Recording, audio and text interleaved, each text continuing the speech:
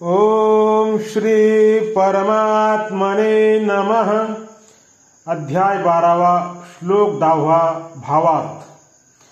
अभ्यास्यप्य समर्थोऽसि मत्कर्म परमो भव मदर्थमपि कर्माणि कुर्वन् सिद्धिमवाप्स्यसि।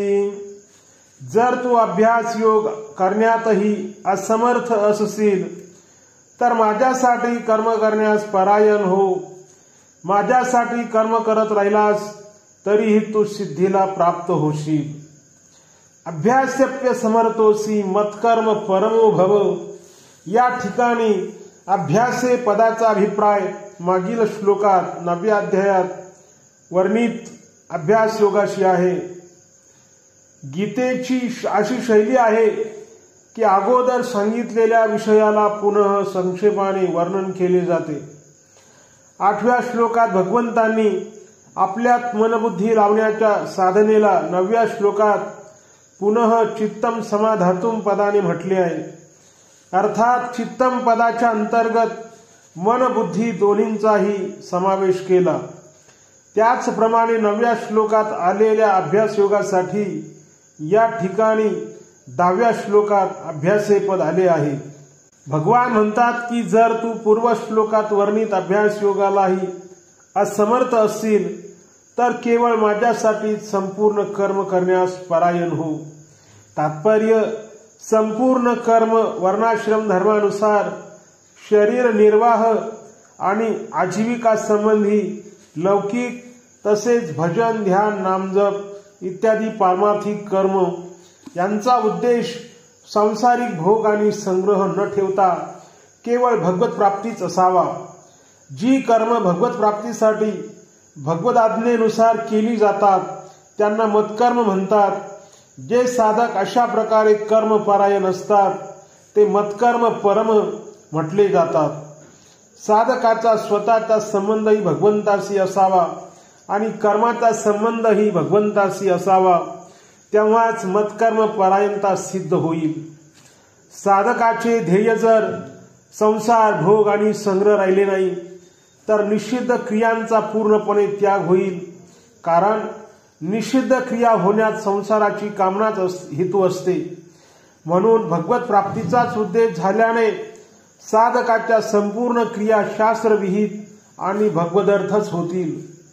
मदर्थमपि कर्माणि कुर्वन् सिद्धिमवाप्स्यसि। भगवंतांनी ज्या साधने संबंधीचा विषय या श्लोकाच्या पूर्वार्धात मत्कर्म परमो भव पदांनी सांगितला आहे तोच विषय या पदात पुन्हा सांगितला गेला आहे। भाव हा आहे की केवळ परमात्म्याचा उद्देश झाल्यास त्या साधकाची स्थिती इतर ठिकाणी कशी राहू शकेल। भगवंतांनी 8व्या श्लोकात ज्या रीतीने मनबुद्धी अर्पण करण्याचे साधन तसेच 9व्या श्लोकात अभ्यास योगाचे साधन आपल्या प्राप्तीचे स्वतंत्र साधन सांगितले तसेच या ठिकाणी भगवान मत्कर्म परमो भव केवळ माझ्यासाठी कर्म करणारा हो या साधनेलाही आपल्या प्राप्तीचे स्वतंत्र साधन सांगत आहेत।